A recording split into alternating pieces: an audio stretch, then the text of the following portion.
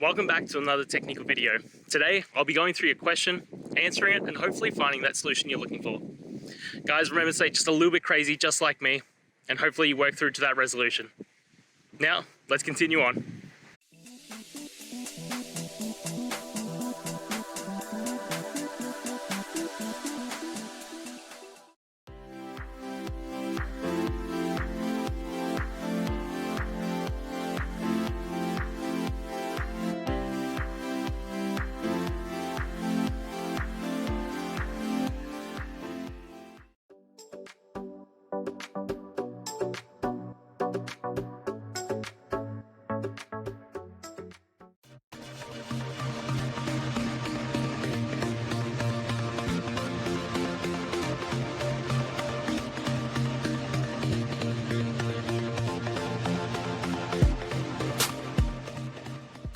I hope that's found the resolution that you're looking for and you managed to work your way through your issue.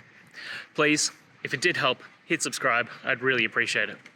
And until the next technical time you need help, have a good one.